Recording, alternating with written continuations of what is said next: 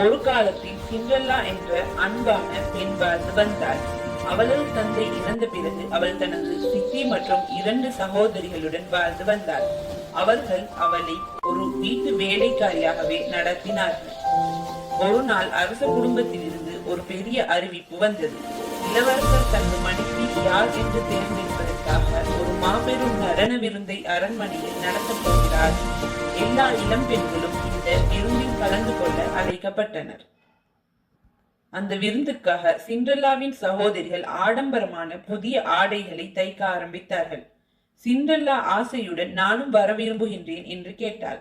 அதற்கு அவளது சித்தி, வேலைக்காரியாகிய நீ இந்த விருந்தில் கலந்து கொள்வதாவது முதலில் உனது சகோதரிகளின் ஆடையை தயார் செய் என்று சிரித்தாள்.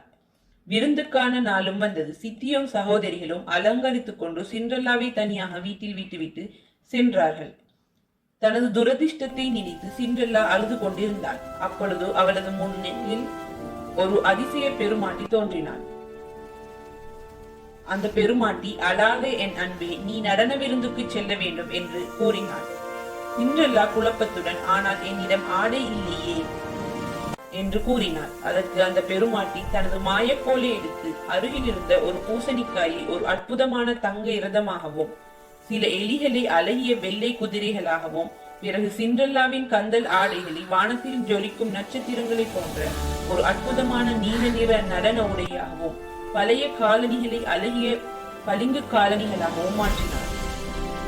பின்னர் அப்பெருமாட்டி எச்சரித்தார், நள்ளிரவு மணி அடிப்பதற்கு முன்னர் நீ அங்கிருந்து வெளியேற வேண்டும், இல்லையெனில் எனது மந்திரம் எல்லாம் அழிந்துவிடும் என்றார். சிண்ட்ரெல்லாவும் மகிழ்ச்சியாக விரதத்தில் ஏறி அரண்மனைக்கு பறந்தார். அவளது அழகும் நடனமும் இளவரசரை வெகுவாக கவர்ந்தது.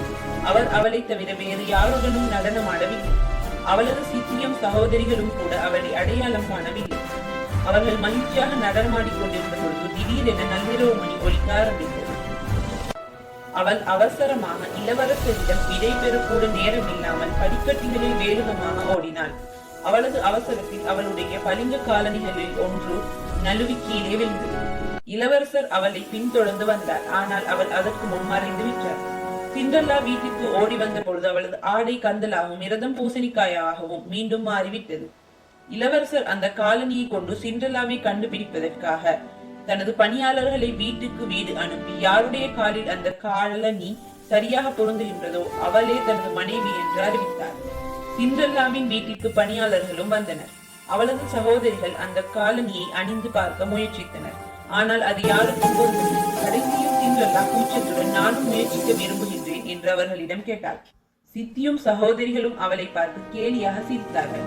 அந்த காலனி சிண்ட்ரெல்லா அணிந்ததும் அவளது காலில் கச்சிதமாக பொருந்தியது. இளவரசர் அவளது கையை பற்றிக் கொண்டார். இப்பொழுது சிண்ட்ரெல்லா இளவரசியை போல பிரகாசித்தாள். அவள் இளவரசரை திருமணம் செய்து கொண்டாள்.